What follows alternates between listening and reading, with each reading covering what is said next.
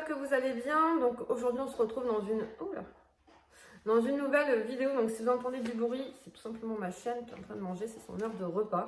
Donc voilà, je reviens aujourd'hui avec 4 petits coups de cœur vraiment du mois. Donc c'est des nouveaux ouvrages, des ouvrages que j'avais déjà mais que j'ai pas eu le temps encore de vous présenter. Donc on commence bien sûr par un incontournable. Donc je pense que je vous explique plus le procédé de comment fonctionnent les histoires de Gaston. Mais voilà, j'ai acheté Je suis timide pour travailler du coup la confiance en toi, la confiance en soi et la timidité chez les enfants.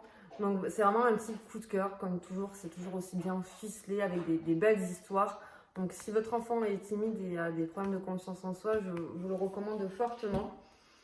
On continue dans la confiance en soi avec un petit livre que j'ai découvert à Gilbert. Donc en cherchant des livres sur l'émotion, j'ai trouvé celui-ci. Donc je trouvais qu'il était bien. C'est Tilda est timide. Donc d'un côté, vous avez l'histoire de Tilda du coup qui est timide, de ce qu'elle doit faire et vivre quand elle est timide et du après, donc quand elle n'est plus timide.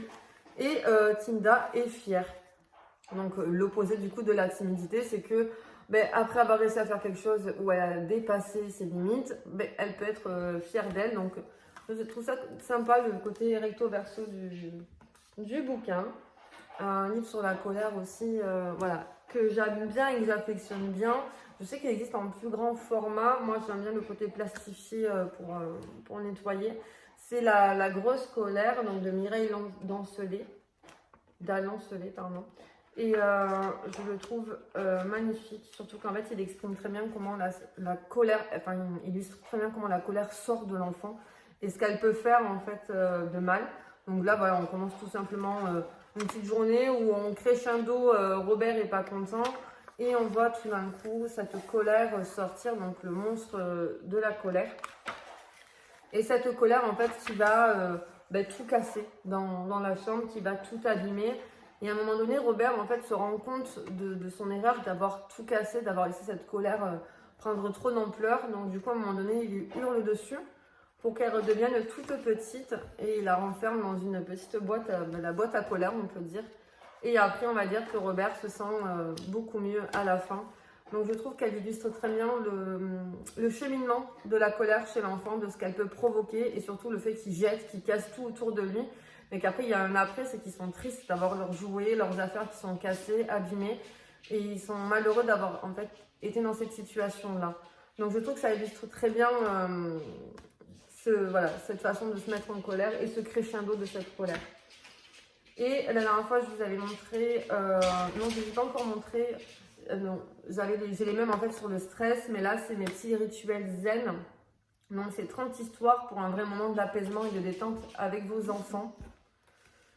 Donc, pareil, vous avez donc un petit livret d'accompagnement pour les parents qui vous explique comment travailler avec ces fiches-là.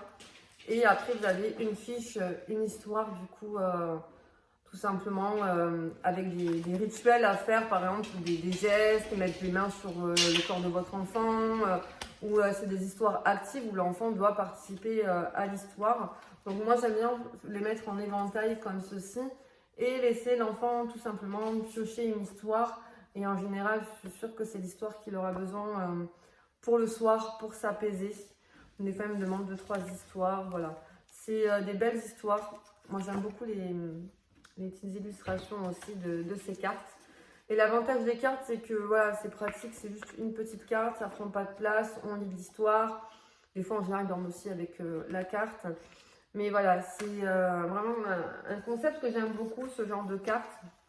Je trouve ça très facile d'utilisation et au moins, ça amène au hasard. Moi, le fait de les mettre en éventail, c'est un hasard. Les enfants choisissent celles qu'ils veulent. Et souvent, c'est l'histoire qu'ils ont besoin pour pouvoir se calmer et se canaliser. Donc voilà, donc j'espère que cette petite vidéo coup de cœur livre vous a plu. En tout cas, moi, je prends plaisir à vous les faire. Et je vous souhaite une très très belle journée.